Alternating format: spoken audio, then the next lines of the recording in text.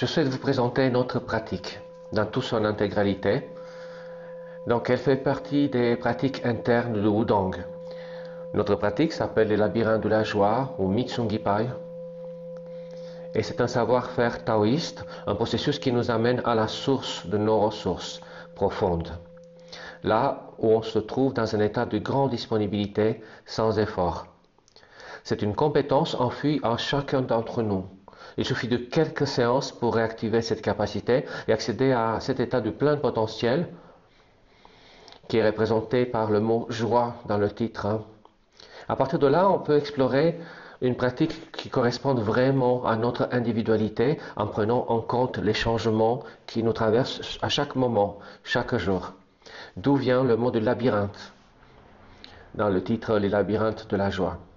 Nous pouvons accéder à cet état de plein potentiel par différentes disciplines, chacune étant une porte à franchir en fonction de notre tonus de moment.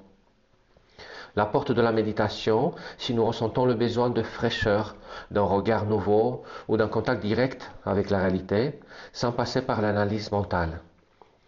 La porte du Qigong, lorsque nous avons besoin de prendre des forces ou de suivre ce qui émerge en nous.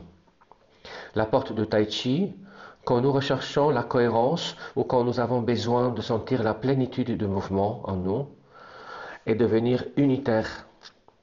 La porte de Wing Chun, qui est l'art martial du printemps radieux, au moment où nous avons envie de jouer et on ressent le besoin d'une spontanéité ou de développer cette spontanéité. La porte du Tie Bu Shan, connue sous le nom de la chemise de fer, lorsque nous avons besoin d'aller à l'essentiel, où nous cherchons à renforcer notre corps et notre esprit. Toutes ces disciplines s'adaptent en temps réel à notre état du moment comme des vases communicantes. Par exemple, si je commence par une méditation mais j'ai envie de jouer, à un moment donné, mon envie de jeu va se fondre dans la méditation. Là où la méditation va se transformer en jeu. Dans ce processus, chaque porte nous aide à mieux écouter, à mieux ressentir et à être plus réactif. Plus on avance, plus nos conditionnements tombent, plus notre mobilité grandit et avec elle la joie de la découverte. Pas à pas, on se lève des schémas mentaux et émotionnels qui nous limitent. La méditation Kunchen nous met en contact direct avec la réalité et éveille tous nos sens en même temps. Dans cet état d'observation totale, une grande vitalité se manifeste. Cette pratique rare nous aide à retrouver notre équilibre originel. Le Qigong Mitsung nous permet à ressentir tout notre corps dans son intégralité. En utilisant des résonances qu'on appelle Jian Zhang en chinois, on génère un tonus optimal dans tout le corps. Les mouvements elliptiques nommés Tai Yi amplifient notre vitalité en spirale.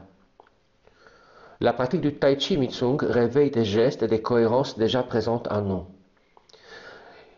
Il nous aide à redevenir ce que nous sommes vraiment, transformant notre quotidien en terrain d'entraînement.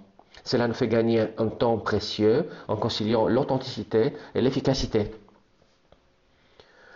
Le Wing Chun Mitsung, l'art martial du printemps radieux, est l'expression et la créativité et l'équilibre dynamique.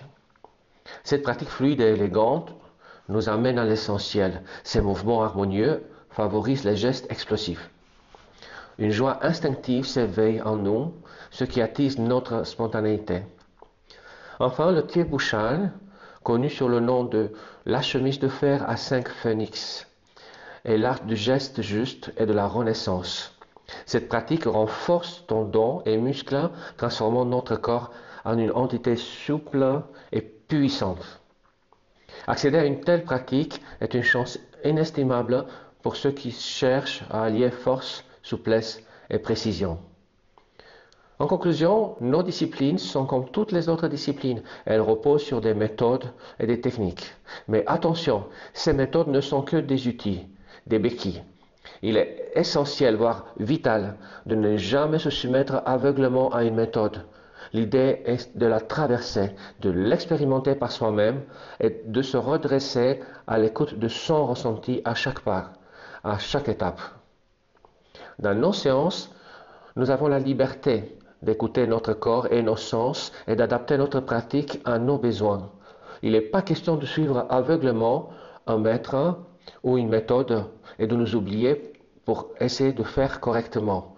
Bien au contraire, le but de la séance est de nous reconnecter à notre plein potentiel, à cet état profond qui est déjà en nous.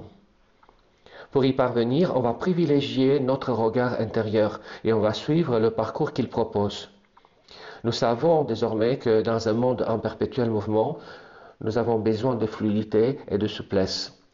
Pour nous accorder avec chaque nouvel contexte que l'univers crée, nous avons besoin d'apprendre en temps réel, de savoir que nous ne savons pas. Voilà ce qu'on appelle une pratique interne, Neijia Quan en chinois. C'est probablement par l'écoute du corps et la libération du conditionnement que la pratique Les labyrinthes de la joie reste toujours moderne depuis 19 générations. Si cette dynamique vous parle, on vous invite à partager votre enthousiasme autour de vous. Nous ne serons pas vexés. Promis juré.